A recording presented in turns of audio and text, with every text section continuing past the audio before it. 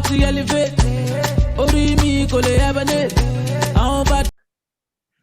Hello, ladies and gentlemen. Welcome to the Two Brothers channel. I'm one brother. And I'm the second brother. And I'm Rika. Welcome, everybody. Back to you, Mr. Phil. Hey, guess what, ladies and gentlemen? Today is special.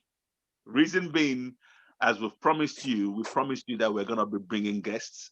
And historically, our first guest, I'm going to let him introduce himself to you. Over to you, our first guest. Hello, everybody. I'm Akinji. Welcome to the show. Akinji says, welcome to the show. Welcome to the show. Okay.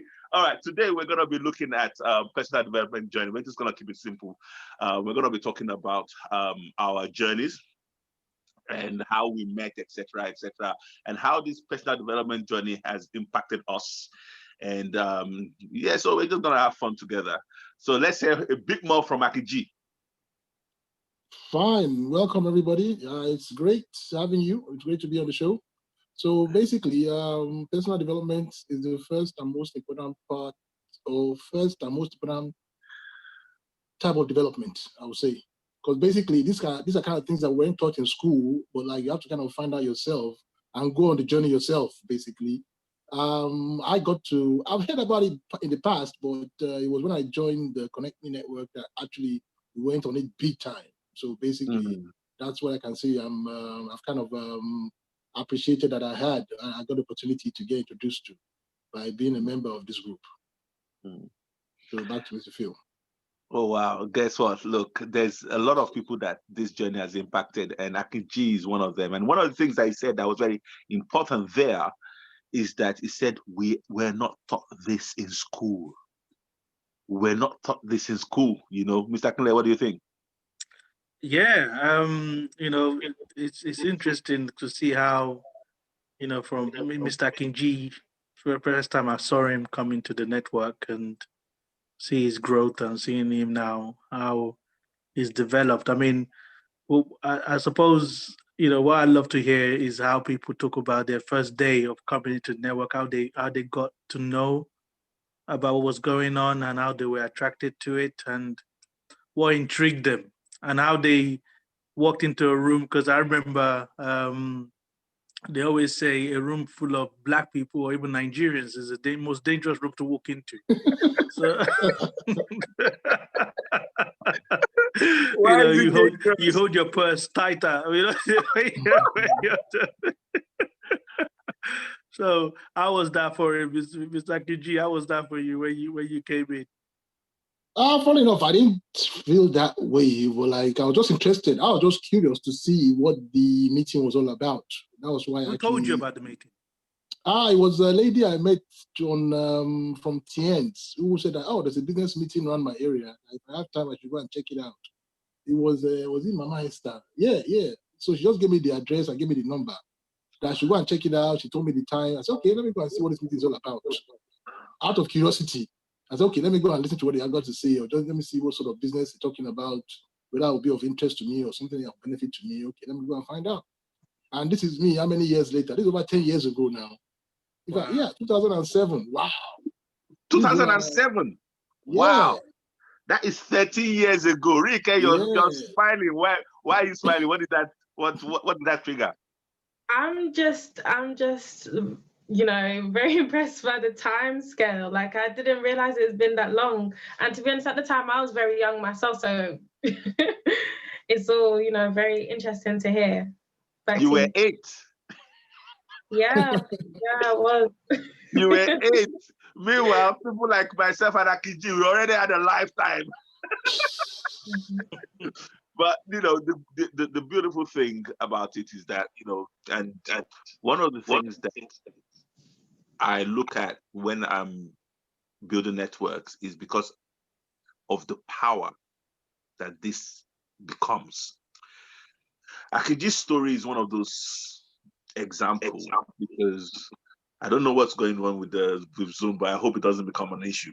Anyway, now, because this lady was a lady that I met in a different network, and I invited her to my workshops.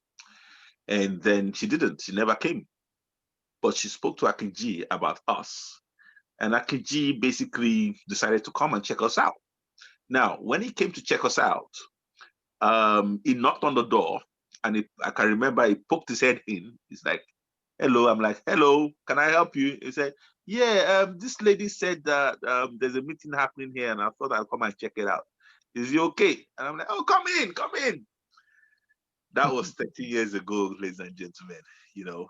And I can say for a fact, um, we've been on this journey together, and we've had so many stories. As a matter of fact, there was some story that we were talking about before we even switched on the camera to record this. So, you know, those stories will come in time, you know. But again, the power of a network, I always am interested in it, because I'm not looking to build a network where I am the sharpest.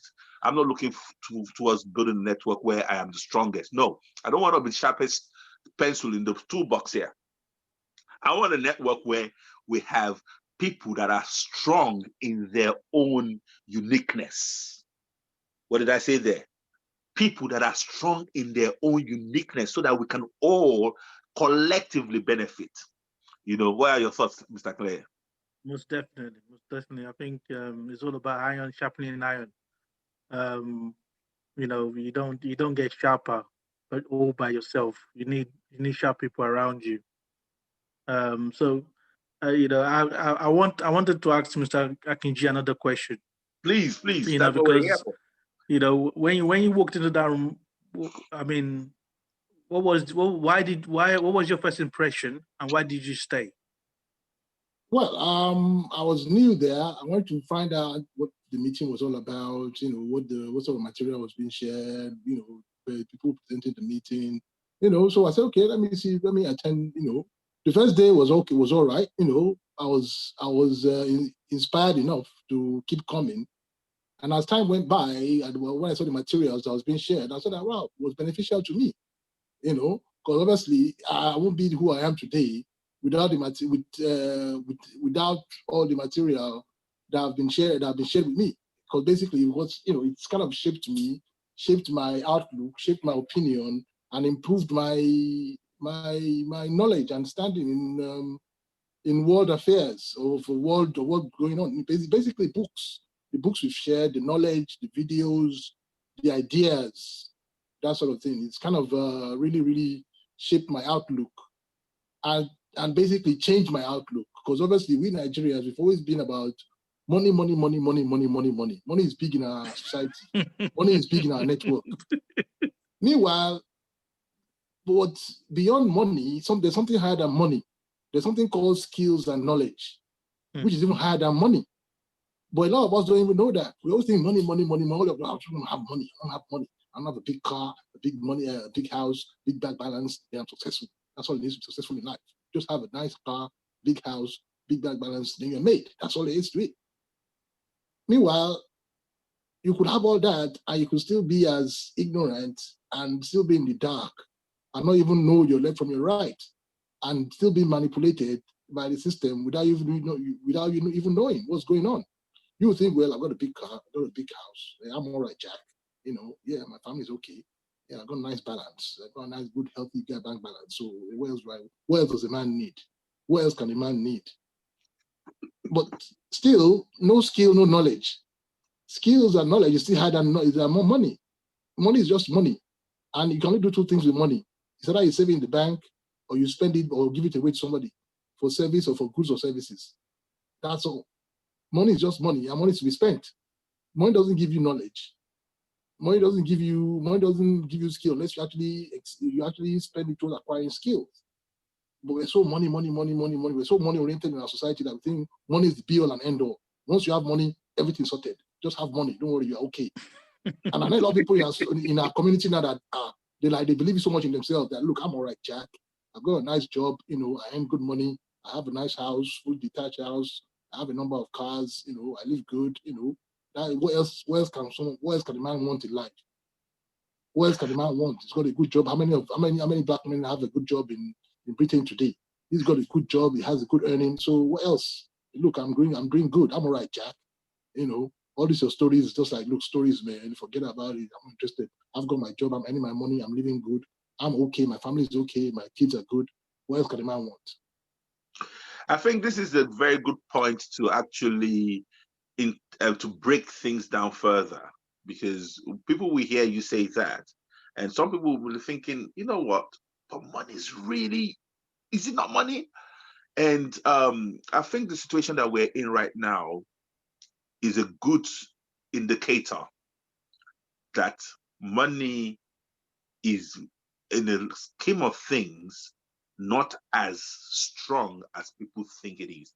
Because like Mr. Kiji said, he said, all you can do with money is save it or spend it on goods and services. Look at what's happening with the coronavirus now. That is power right there, showing that it's more powerful than money. Because if the government shuts the whole country down, what good is your money? We're talking about holidays that we used to be able to go before, but we can't. So power has just trumped money there. There are many other things, but I'll let other people interject. Mr. Claire. Definitely. I think when it comes to the relationship that we all have with money, because we lack it.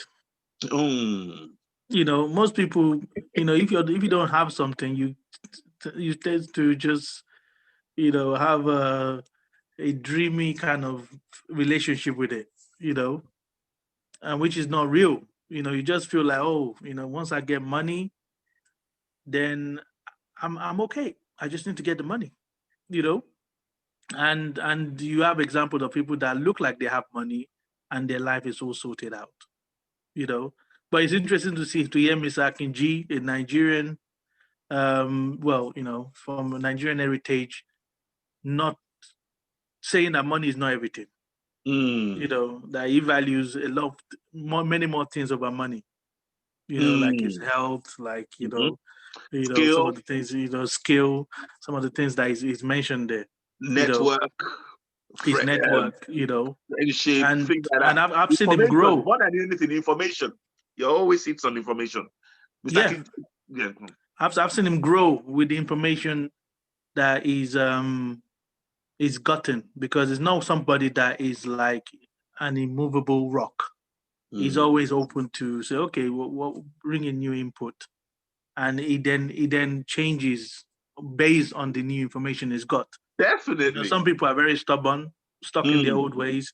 No matter how many times you tell them, no matter how many times you show them, they just like, no, you know, it's money, money, money, money, money.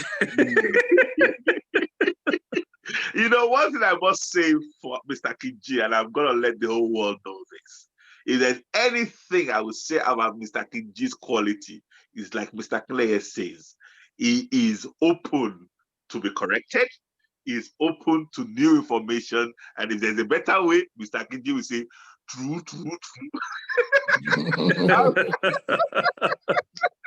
when you hear Mr. Kiji go, true, true, true, then you know that something has changed in his outlook concerning something, and I respect that greatly. Really quickly, then we'll go back to Mr. Kiji. What do you think? What do I think on money? What we've spoken about before, either Mr. Kiji's willingness to basically taking information, Mr. Kiji's appreciative of information that he's been exposed to, or money. Well, both aspects. So being introduced to new information and knowledge. Obviously, you guys have explained that he takes it as the wind comes, you know, and that's such a good attribute to have. Being able to be flexible and adaptable in certain situations is very, very important, especially in this day and age where everything is fleeting. For example, the coronavirus, who knew this was going to happen this year? Nobody. So like being able to be adaptable and flexible in a time like this is absolutely paramount.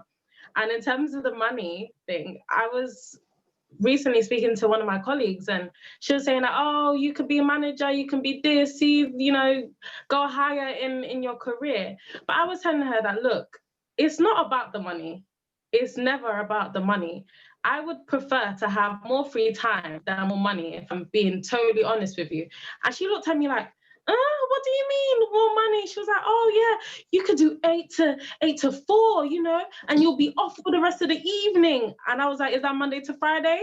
She was like, yeah. And I was like, nope, because that's more stress, more responsibility that I don't really need. So, in terms of money, you have to weigh it in, you have to put into perspective with how you want to live your life. Like my lifestyle, I want to live a life where I am free, where I have a lot of free time to do what I love. And if the money comes, the money comes. If it doesn't, I know I'm good anyway. So, back to you. To be honest, straight away, one of the things that is clear is that money can be made back, time cannot. Exactly. So straight away, once you spend your time on anything, you can't get it back. But money, you can get it back. And that alone should make people really start suspecting that maybe time is far more valuable than money. Akiji. Yeah, it sure is.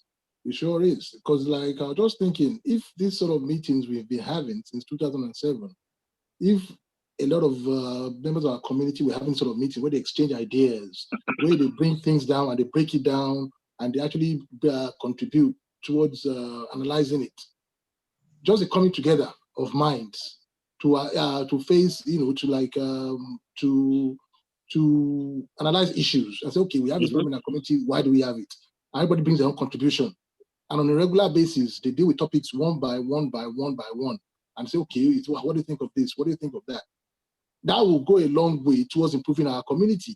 We won't be where we are now. Of course. Just the coming together on a regular basis, once a week, where everybody comes together for an hour or 2 hours a week, it goes a long way. So basically, people learn to share and see that, hang on, all this secret competition, there's no need for it. We're not each other's competition. We have a far worse, the system is doing its own against us, is working against us in its own way. We're not even aware of that. Instead of us to look, this system has its own game, it's got its own subroutine against us. We are competing with each other, not knowing that, look, we're not each other's competition. There's a bigger threat against all of us. And this threat is going to wipe us all out at this kind of opportunity. Not even like it's working. We're laughing. Way. It's not funny, but we're laughing because honestly, it's a clear and present thing that we have to be responsible for. So carry on, Mr. Kiji. Yeah, like it's a clear and present danger that is working against us in the community, and we're not seeing that. We're seeing more of trying to outdo each other, outcompete each other, when we're not even each other's competition. The system is there, doing its own, when we should all come together and move together as a unit. Rather than that, we're like competing each other, trying to outdo each other, trying to outshine each other, trying to say, oh, my car is bigger than yours, my house is bigger than yours, oh, I am more than you. Oh, you're on 60 grand, I'm on 120 grand. There's somebody who's come and say, oh, I'm on 250 grand. There's somebody who say, oh, I'm earning $500,000. But it's all 9 to 5. It's all a job. If you lose that job next month you can get it. Next month, if you get a quit notice from work and say, sorry, we don't need you again. Where do you go? Where does your £500,000 whatever go? Where do you go? Where do you go from there? Where do you start? You that you're earning $500,000 per annum, maybe I don't know, maybe earn 10 grand a month or something. So where do you go now? The notice has come through the letterbox, or they handed you a quit notice at work. Sorry, we don't need you again. What do you do? And you're bragging about how you used to earn £500,000 or £500,000 a month per annum, or 250,000 a year. Man, I got it paid. I got a big house, big car. What else can a man want? Now they give you a quick notice at work. Where do you turn now? Where's the next step? You're back on the treadmill again. Start looking for another job.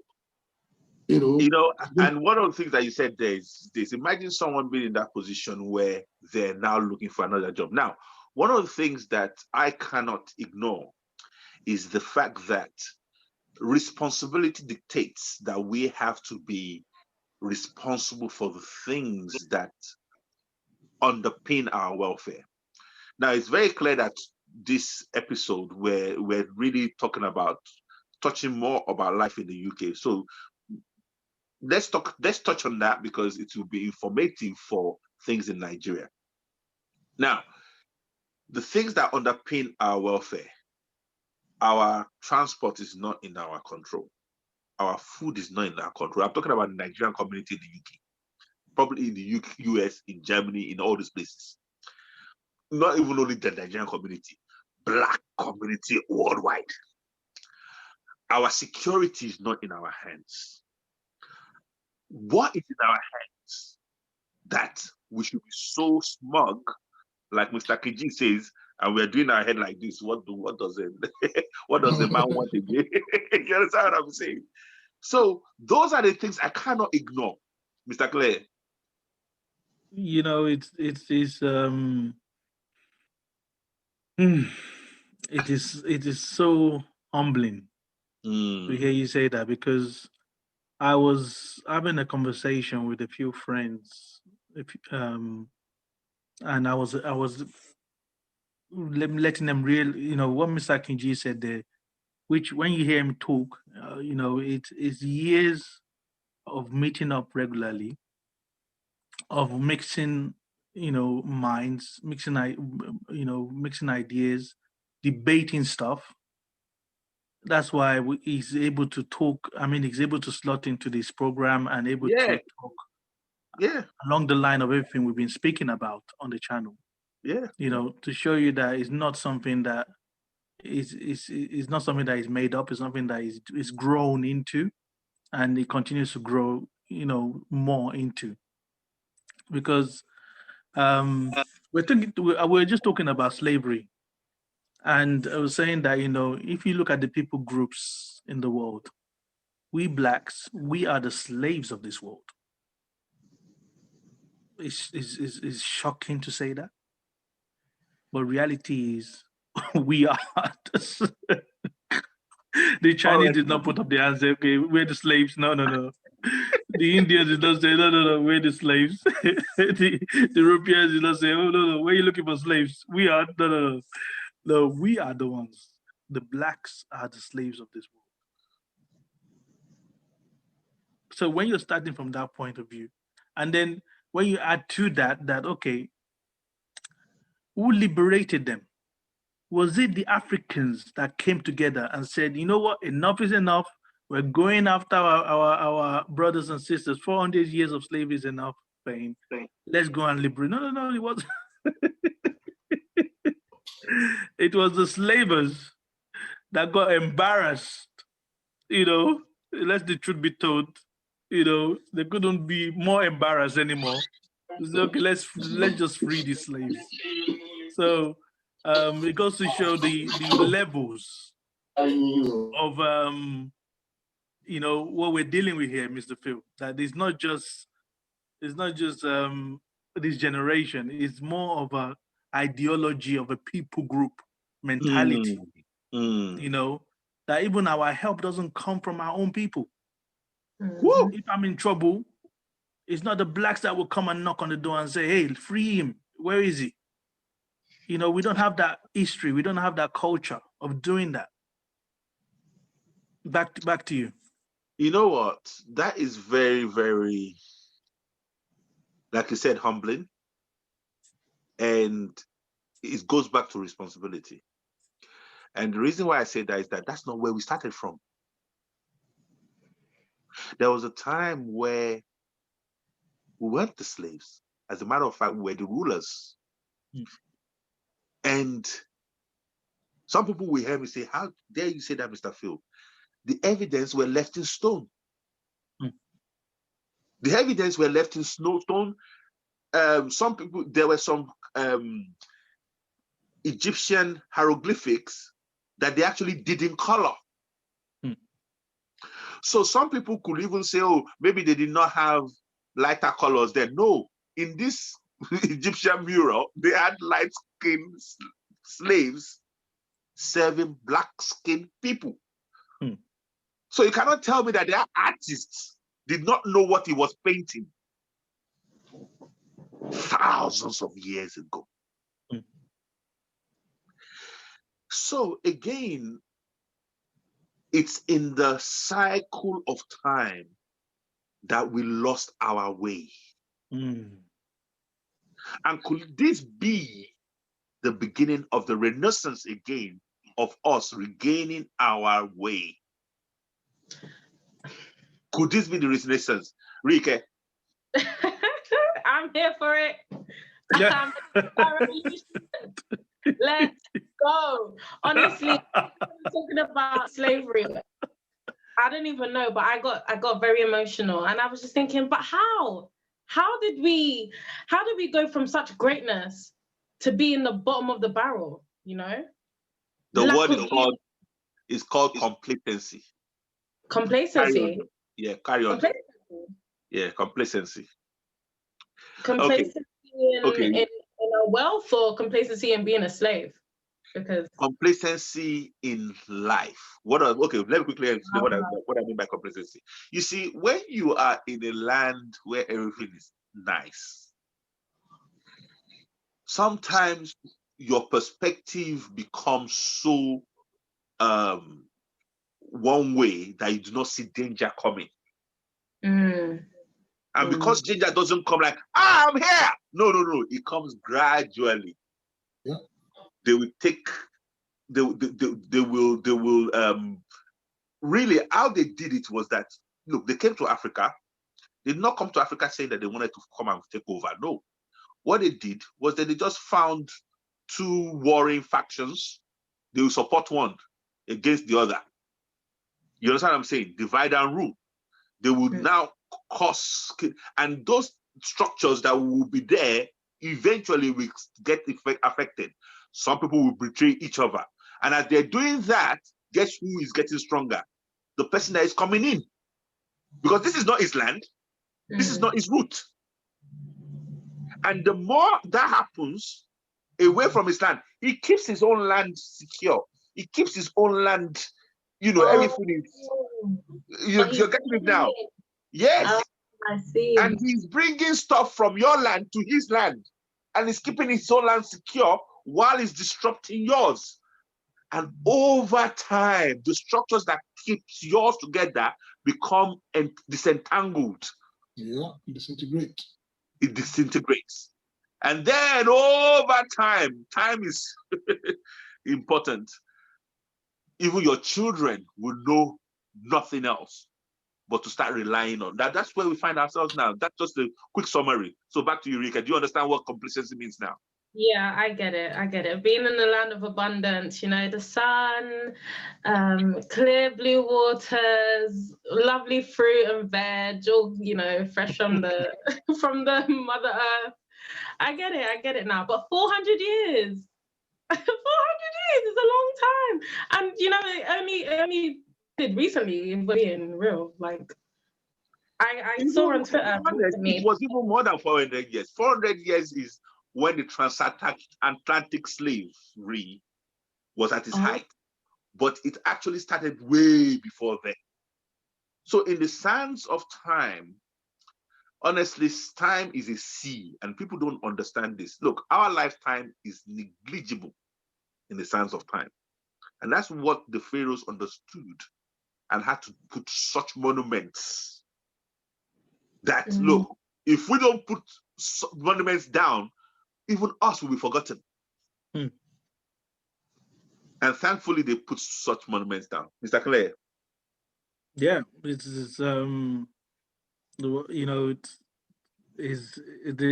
we have such a rich history, and if we don't go back and learn our history, we'll repeat the same mistakes again.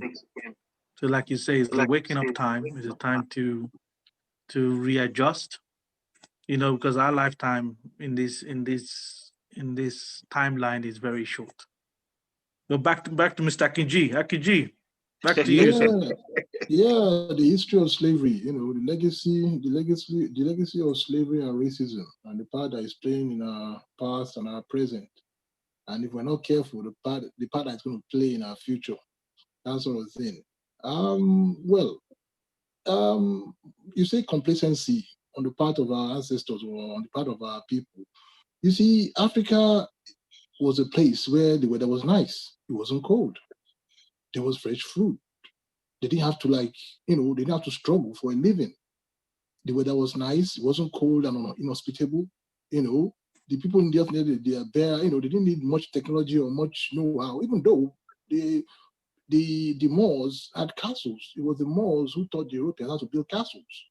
So the Moors had technology, you know. So, and again, the nature of Africa itself was nice weather, you know, it was nice. There was water, there was nice, good, clean water, you know, the crops grew, you know, everything was fine, the rain fell, you know. So basically, we had no room to, you know, we had no reason to be fearful. Nature was good to us. Nature was good to us. You know, agriculture was doing fine. The land was fertile. We didn't have to struggle to find food to eat. Everything grew wild and grew abundantly in Africa. Africa was a welcoming place for everybody. The weather was nice, the sun shone, you know, agriculture was doing well. The land You know, was, there was loads of land. There was not, exactly. when we weren't all packed into one little space. Exactly. So we didn't want for much, or we didn't want for anything. Nature was good. Nature was kind. Nature was providing for us abundantly. So fine. Well, whether we're complacent or not, some people came from a faraway land in Europe. They came to Africa and saw how the people were living. And these people having a ball. They're having the time of their lives.